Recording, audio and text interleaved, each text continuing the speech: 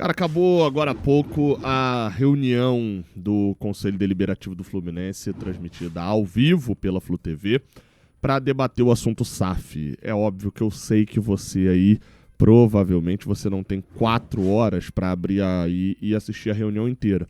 Deveria, tá? Seria importante você assistir essa reunião inteira. Eu assisti nessa noite de segunda-feira, mas vou trazer aqui, não é um resumo, né? Vou chamar de um resumo aqui porque eu não vou fazer um recorte de melhores momentos. Mas, cara, a verdade é que o objetivo desse vídeo aqui, ele é de trazer esclarecimento, eu acho, para os torcedores sobre o que aconteceu na reunião e o meu olhar sobre essa reunião do Conselho Deliberativo, tá? Então, se quiser deixar um like embaixo, se inscrever aqui no canal. Como eu falei, é o meu olhar sobre essa reunião, afinal de contas, não tem como falar o olhar de ninguém, né? Bem, só contextualizando rapidamente, tá? Hoje o cenário era o seguinte: reunião do Conselho Deliberativo. Essa reunião está acontecendo por solicitação do Mário Bittencourt, que fez um pedido ao presidente do Conselho Deliberativo para que fosse prestado esclarecimentos à SAF. O que é Conselho Deliberativo? Uma espécie dos vereadores do Fluminense, né? É a galera que está lá para poder deliberar, para poder fiscalizar, para poder, chame como quiser, o conselho diretor, que é o presidente do Fluminense, o vice, etc., a diretoria. Então, esse conselho ele tem a opção de votar pelas coisas, né? Tem coisas que eles deliberam, mas tem reuniões informativas. Eles como se fossem uns representantes da torcida para fiscalizar o presidente, falando de uma maneira bem simples aqui, tá?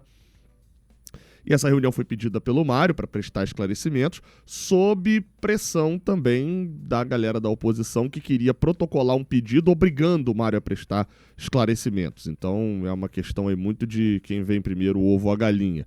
O Mário só está indo prestar esclarecimentos porque a oposição pediu, ou a oposição correu para pedir porque sabia que o Mário ia prestar. A gente nunca vai saber. E essa reunião foi a primeira transmitida pela Flu TV. E eu começo por aqui, tá? Para mim, foi importantíssimo ser transmitido pela Flu TV. Porque, e principalmente por isso, tá?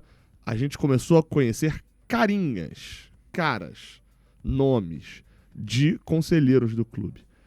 O Fluminense tem, se eu não estou enganado, pouco mais de 150 conselheiros. A sala estava vazia. A galera até louvou que a sala estava muito cheia no início, porque tinha lá pelo menos 50 sócios que foram sem ser conselheiros, né? Puderam entrar. Mas assim, é uma galera que, ó, no geral, e eu vou falar disso mais pra frente quando falar da SAF, que quer ter a carteirinha de conselheiro do Fluminense porque assinou uma candidatura lá atrás. E no final tinha menos ainda, né? E isso é o que me irrita profundamente. E também pra gente ver o nível de debate que alguns conselheiros têm.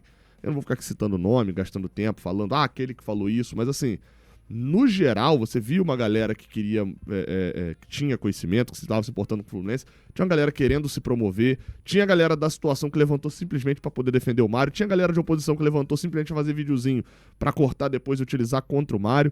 Assim, um nível muito baixo, mas eu achei importante transmitir, porque a gente precisa ver isso. E precisa ver pra gente saber como é que funciona, e que essa galera aí é que controla um clube associativo. Quais são os danos também que um clube associativo passa a ter. E aí a gente entende também por que presidentes que tem um mínimo de retórica nadam de braçada no meio dessa galera. E aí, a segunda coisa que eu achei muito importante também de ser transmitida é evitar narrativas. Porque quando acaba a reunião do conselho que não fosse transmitida, ia chegar a primeira narrativa da internet falando: Mário foi obliterado pelo conselheiro que botou ele na parede e falou que ele quer ser CEO e que isso é imoral. E aí do outro lado ia vir a narrativa de: o Mário mostrou quem é que manda, uma oratória invejável e que falou que ia processar quem chamasse que ele era imoral por estar pedindo cargo de CEO. Ia vir as narrativas. Aí, meu amigo, transmitido não, tá lá. A interpretação é tua, o vídeo tá lá. E eu achei bom ser transmitido, principalmente por esses 2 pontos. Minha análise tá agora falando já especificamente das coisas que foram. Como já era de esperado, né? Não tinha muitas novidades ali na ação específica da SAF.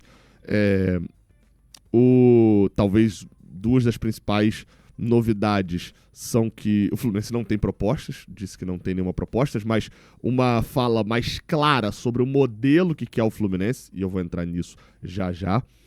E a segunda é que a proposta que chegar vai passar inteiramente sobre para o Conselho Deliberativo. Isso vai ser mostrado o acordo, vai ser mostrado por inteiro ali para eles. Acho que isso era o mínimo, mas, enfim, eu tinha medo até disso não passar. Mas falando sobre o modelo de negócios, o Matheus Montenegro até falou bastante, né, o vice-presidente, ele deixou bem claro que o Fluminense mudou de rota 2 vezes. A primeira rota do Fluminense para a SAF foi uma rota de não queremos ninguém que seja dono do Fluminense. O Fluminense continua sendo dono de si mesmo e quem quiser vai botar grana aqui para poder a gente gerir essa grana. Mas controle a gente não vende. O BTG fez o estudo e falou, olha, então, o mercado não quer isso. Mercado nenhum vai botar dinheiro na mão de dirigente de futebol sem saber o que vai ter. Então, pode esquecer. Então, acabou esse negócio. O Fortaleza está lá tentando fazer um modelo de empréstimo com garantia, mas até agora também não rolou nada ainda. Cancelou esse modelo. O segundo modelo é de ir no mercado e achar SAFs. E aí, teve algumas análises que foram feitas que eu achei interessante sobre os modelos de SAF que a gente tem até hoje no Brasil. E a gente vai fazer uma live específica na próxima quinta-feira no Jornada KTO 1902, uma live com o Irlan Simões, que além de doutor em jornalismo, está fazendo pós-doutorado, é um pesquisador da área do futebol, de uma ampla área do futebol, mas tem livro publicado sobre clube e empresa, fala bastante de uma maneira bem sóbria desde o início sobre a questão SAF. Não é aquele cara que fala que SAF é ruim porque é ruim, e não é aquele cara também que falou que SAF é a única salvação para o futebol brasileiro. Tem análises bem ponderadas, já participou de muitos programas, é um participante ali quase que regular do Seleção e do Redação Sport TV, tem muito conhecimento, não torce para ninguém aqui do Rio de Janeiro, é torcedor do Vitória, então também não tem contextualização de rival nem nada, e é um especialista no assunto. A gente vai fazer uma live com ele a próxima quinta-feira. A nossa live deve começar às 6h30 pra gente falar de Corinthians e Fluminense lá no Jornada, mas a partir das 7 da noite o Irlan Simões vai estar com a gente, esclarecendo ali também uma série de dúvidas que a gente tem sobre esse processo. E aí, o cenário que foi debatido na reunião, tem uma fala que me chamou a atenção, que foi quando falaram sobre as outras SAFs. Até teve um conselheiro que falou que nenhuma outra SAF está pagando dívida. A do Bahia pagou, se eu não estou enganado, a do Bahia pagou dívida. Mas, de fato, é um olhar que a gente tem e... Qual é o perfil das pessoas que compraram um clube até agora no Brasil? É o perfil de multiclubes, o Matheus Montenegro chega a falar isso, não é a ideia do Fluminense entrar nessa, e aí a gente está falando do John Textor, né, que tem a Eagle Holding, né, que tem clube na França, na Bélgica e tal. A gente está falando de Grupo City, né, que comprou o Bahia, tem grupo em uma série de países também inclusive na Inglaterra com o Manchester City. A gente está falando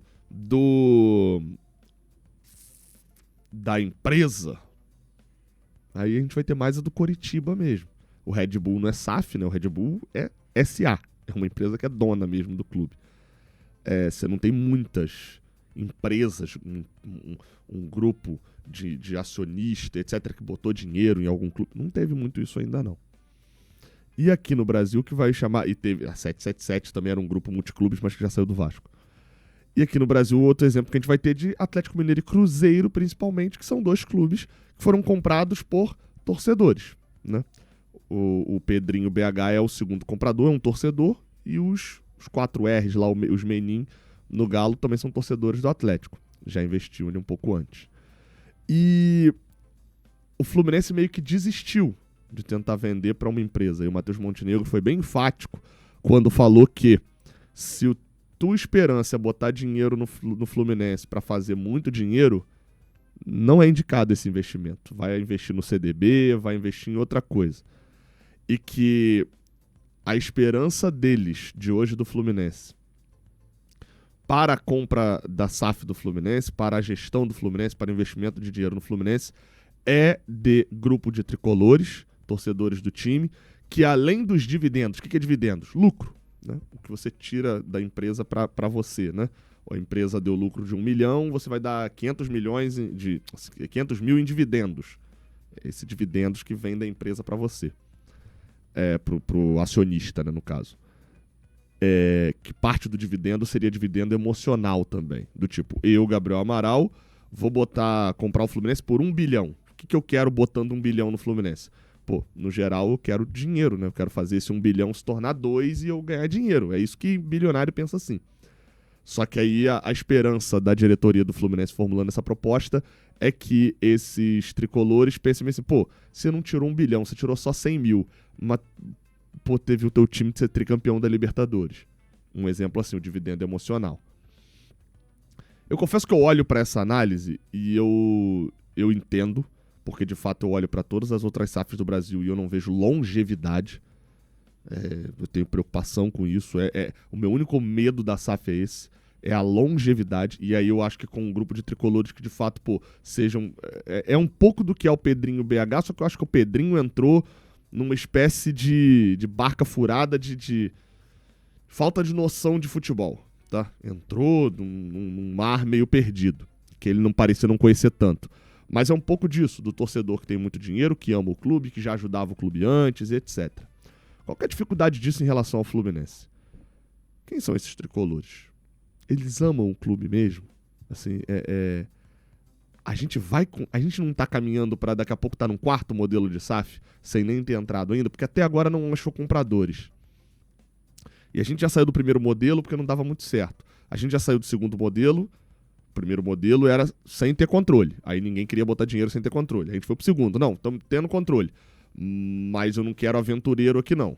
Quero alguém que se importe com o clube. Então, não tem proposta. Vamos para torcedor do clube. E assim, lembra do cara do Grupo Sonda? Quem é um pouquinho mais velho vai lembrar. Um coroa que é dono do Grupo Sonda, um dos maiores empresas do país, e que botava grana no Internacional. Esse cara já botava grana antes de virar SAF, etc. A gente não teve isso até agora. A gente não tem esse cara do Fluminense. Você vai dizer até que teve o Pedro Antônio, mas ele não botou dinheiro no Fluminense, ele emprestou. E tá numa rixa com o Mário até hoje que tem o menor interesse em comprar Fluminense, nem nada disso. Não sei nem se a quantidade de dinheiro que ele tem possibilitaria comprar o Fluminense.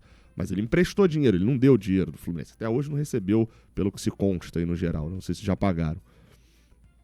A gente não tem esses caras. E ainda assim, a gente olha pro Atlético Mineiro e o processo do Atlético Mineiro começa com atleticanos que estão botando dinheiro no clube para poder valorizar o clube, etc. Né? Tipo, são que botando o dinheiro deles. Aí a gente vai ver que, na verdade, eu falo de fora, mas converso muito com amigos atleticanos, que, pô, são muito agradecidos porque a maior temporada da vida dos caras foi graças a esses investimentos, etc. Show. Mas está começando a atrasar salário. Atrasou 3 dias. Mas aí, assim, quem atrasa salário por 3 dias, das duas uma, ou tá vendendo almoço para comprar janta, ou então é desorganizado. Das duas uma. O fato é esse. E a gente não espera que uma SAF seja desorganizada. E tem uma questão de que, assim, a dívida do Galo explodiu. Porque boa parte da dívida do Atlético Mineiro é com o Banco Inter, por causa de empréstimo. A Arena MRV foi construída e foi repassada aos Menin, que compraram a SAF. E sabe de quem é a MRV? Dos Menin. Sabe de quem é o Banco Inter? Dos Menin. Sabe quem emprestou dinheiro? Os Menin. Sabe quem tinha o lote que foi construído do estádio e o estádio não podia ser construído lá por causa de uma série de bloqueios ambientais? Os Menin. Eles não podiam construir nada naquele local. Eles repassaram pro Atlético. O Atlético fez pressão na prefeitura para conseguir essa liberação. E aí é totalmente diferente um empresário ricaço de um clube. Um clube consegue a liberação. Conseguiu a liberação, construiu o estádio está na mão deles hoje em dia. Um estádio feito para ter show. Feito para ter jogo, necessariamente. Então, assim, mesmo que investia antes, também entrou cheio de interesse pessoal. E eu fico pensando, eu torço pra eu estar errado, tá? Mas, assim, me parece que a gente não vai achar esses tricolores que se importem tanto com um time assim, cara. A gente não vai achar os tricolores, e aí eu coloco algo que também foi dito lá na reunião pelo Matheus Montenegro, que é bem assim, a gente não vai achar os tricolores que estavam lá no Beira-Rio, naquele gol do Germancano classificando a gente, que estavam na final chorando quando a gente ganhou o título em cima do Boca Juniors. Eu não sei, assim, eu não sei onde estão esses tricolores. O Vilela é um que sempre tá aqui falando que precisava a galera, tricolor, bilionário, botar grana no Fluminense, e até hoje não botou.